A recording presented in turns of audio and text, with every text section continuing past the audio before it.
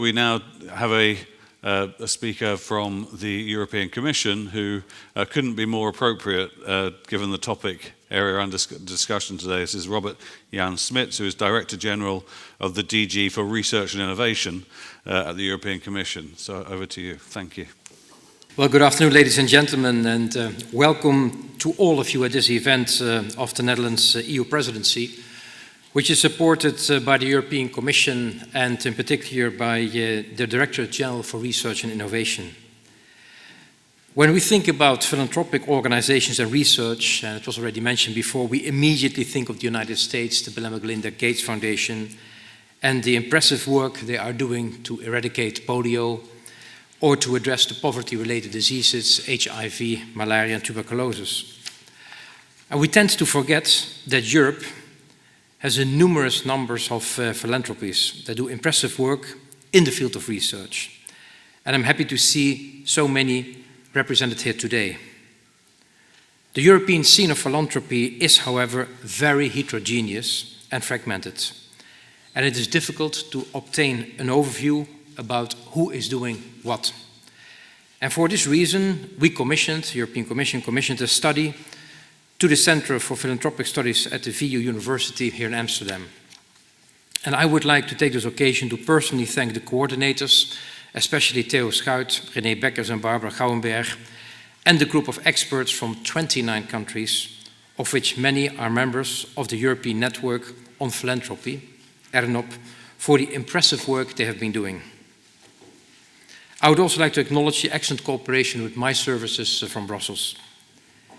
To our knowledge, this study is the very first attempt to obtain a comprehensive mapping and analysis of European foundations investing in R&I, and therefore it is a unique scientific research project in itself. The European Foundations for Research and Innovation EURIFOR study started in the summer of 2012 with a budget of €600,000. And the research was finalized in 2015, and by that time, more than 12,000 foundations had been approached for this study. Impressive. The aim of the study was twofold, and later on you hear more about it. On the one hand, it aimed at mapping European foundations, quantify and assess the foundation's financial support and policies for research and innovation in the EU, and to make a comparative analysis between EU member states, Norway and Switzerland. And the second objective was of the study to identify trends and the potential for future developments in this sector. And I was quite interested myself to hear from the project coordinators as well what public authorities at national and EU level can and should do to help the lives of our foundations. In order to achieve the objectives of the EURIFOR study, a network, as I mentioned, of national experts and foundations was set up to map the philanthropic foundations in Europe and to perform surveys, interviews, and carry out analysis. As regards the first objective, more than 12,000 R&I foundations were identified in Europe, out of which almost 1,600 foundations were ultimately subject to the study. We have learned, and it was already mentioned before, that the contribution of European foundations to research and innovation is at least €5 billion per year. This is an impressive figure, and it's about half that my department is allocating per year to science and innovation in Europe. In addition, according to the study, the annual expenditure of foundations in research and innovation is even increasing at the moment, despite the economic constraints that we are all facing. And thanks to the study, we also know that the assets of some of the main European foundations that support research and innovation in Europe account for more than €120 billion. That is a huge amount. Foundations are primarily based and active in 4 EU member states: United Kingdom, Germany, Denmark and Sweden. And they are responsible, these 4 countries, for 2/3 of the total expenditure on research and innovation. And that reflects a little bit, of course, the traditions which we have in our continent. The study also makes it quite clear that foundations which are financing research and innovation allocate 90% of their funds at national or regional level. Almost 50% of the foundations claim to be grant-making only, whereas 41% of the foundations claim to only carry out operating activities, and the remaining 12% of the foundations do both grant-making and operating activities. Almost 3/4 of the European foundations involved in research describe their role as complementary to public support or to the support of others, like the business sector. However, it's also quite interesting, striking from the study, is that 44% of the European foundations involved in research played a crucial initiating role in a new field of activity. The main beneficiaries of the European-based foundations are individuals. 55% of the foundations invest their funding in individual fellowships. Other important beneficiaries are, of course, public higher education institutions, universities, that can count on support for almost half of the foundations. And then, of course, we have also research institutes that are benefiting, be it to a lesser extent.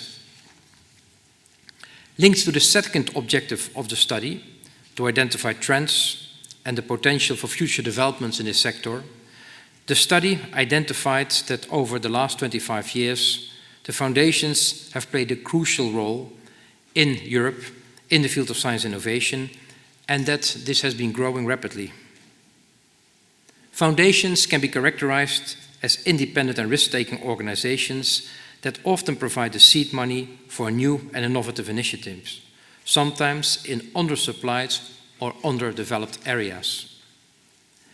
And in terms of activities, and that is, I think, not a surprise, medical science is the most popular research field for foundations. And this is true both in number of foundations, about 44% dedicate their funding to medical science, but also in the amount of expenditure. Some 63% of all the money the foundation spend per year goes into medical research. Other popular areas for the foundations are social sciences, humanities, behavioral sciences, and of course the natural sciences, including environment.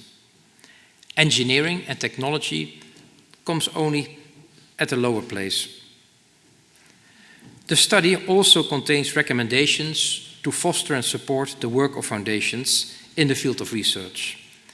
And these recommendations from the study address both the foundations themselves, as well as the national governments and the European Commission in Brussels. The main recommendation to foundations is that it is crucial to increase their visibility, it was mentioned before, and explore mutual benefits of cooperation among them in order to get to know each other, exchange good practices, and set up, where possible and necessary, joint activities. National governments are advised and recommended to develop much better framework conditions which allow new foundations to get off the ground and to facilitate the lives of existing ones, for instance through fiscal measures. And the European Commission is recommended to support networking and explore synergies for collaboration. And this is why we are contributing to this conference, and that is also why we are creating another expert group this year that will analyze and put forward specific actions to further strengthen the framework conditions for European foundations. But let's, however, never forget, and that is something which I would like to underline, that we need to fully respect the autonomy of the foundations. And let's also not forget, as clearly highlighted in the study, that philanthropy cannot and must never substitute public funding for research. It could catalyze and leverage additional resources, but it is of course not a substitute for public funding and public investment. To conclude, the societal challenges we are facing today, and it was already mentioned by the previous speakers, require innovative solutions. And that is why we all should explore and mobilize new funding forms, new financial forms, such as microfinance, crowdfunding, guarantees, investment platforms, and social investment bonds. We count on Europe's foundations to to continue to play a key role in this context. We need you to serve our society and to improve the life of our citizens. And you should know that the European Commission is your partner in this endeavor. Thank you very much for your attention.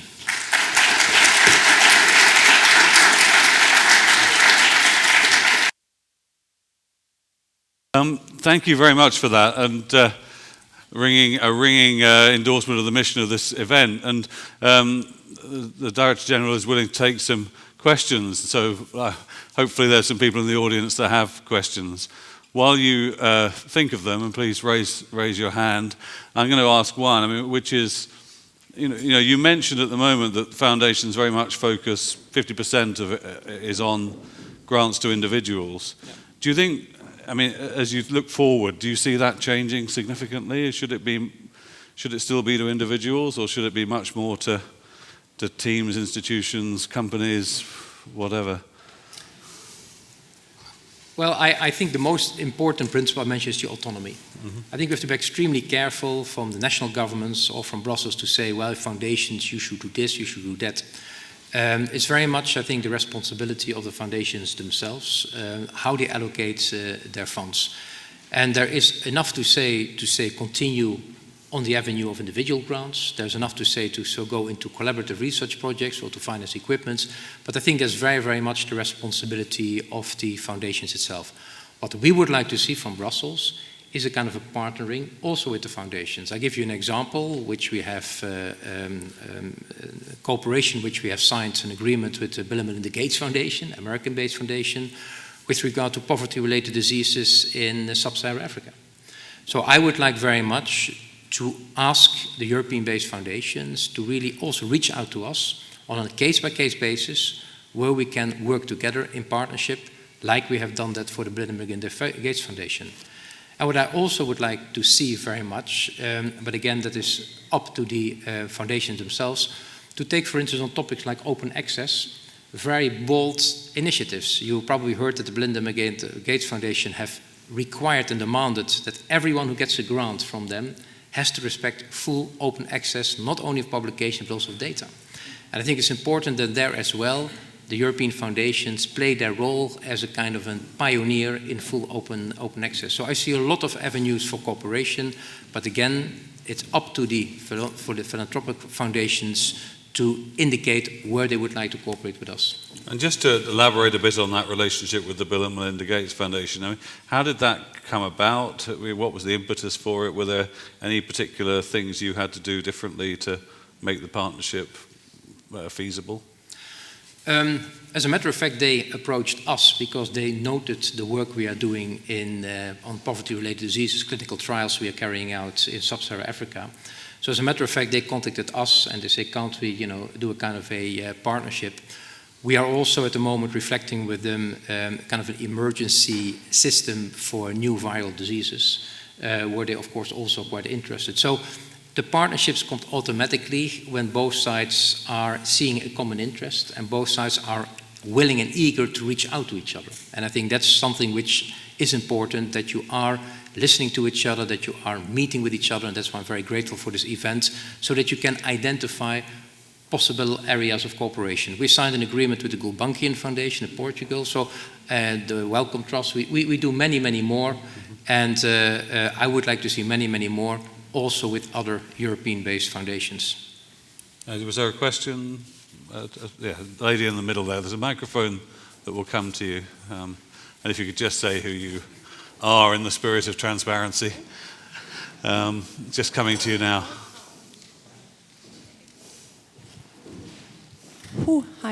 Hi, Philippine Reiper from SOPACT. I just wanted to know if you think that public-private cooperation in that sense will lead more to outcome-oriented projects and clear goal setting.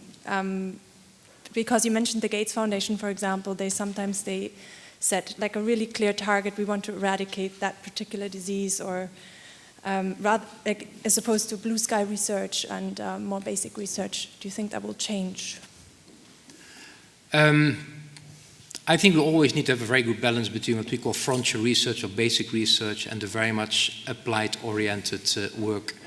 My big fear at the moment is that we see an enormous trend towards application, valorization, near market, solving problems, and that we are forgetting the importance of the science base.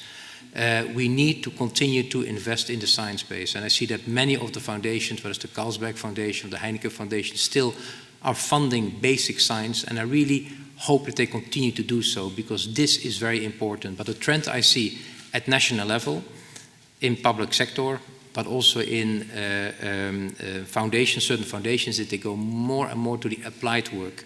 And that will be important. We need this pipeline of knowledge, of basic knowledge indeed, because without basic know-how, no applied research. And it is important also for the paradigm shifts, for the breakthrough technologies, that we continue to invest in basic research. So yes, I see a trend towards more and more application, more and more applied research, more and more trying to solve this problem and to eradicate polio and do this kind of thing. But let's please continue to invest in basic science. Do we have another question? There's a lady in the middle here. Okay. Hello, my name is Ime Vechter. I'm from VU Medical Center here in Amsterdam. Thank you for your very inspiring talk. You mentioned that you suggested that national governments should provide more framework, and you suggested fiscal measures. Could you perhaps shed a light on what you meant with that? Could you be more specific? I would be very interested to hear. I think this will certainly be a topic for later discussion when Professor Schuit will speak about the study more in detail. But I think it's the role of the national governments, when you have such foundations, to really facilitate their functioning. And then we talk about fiscal measures, then we talk about also legal structures for new foundations to get off the ground. So I think it's these type of incentives which are quite important. And the representative of the Ministry of Economic Affairs mentioned this topping up money. Well, I think that would also be ideal for foundations if you see that certain foundations are investing in an area which the government considers to be very important. Well, why don't you not top it up from the public sector? So I call upon the national governments to really do everything to facilitate the life of the foundations, because they play such a crucial role. And certainly in certain countries, take a country like Sweden or Denmark, I mean, there they are an enormous important contributor to research, and I think the government should do everything not to hamper their life or to make it more complex, but to facilitate it. But I think Theo will certainly come back to that later on in the discussion.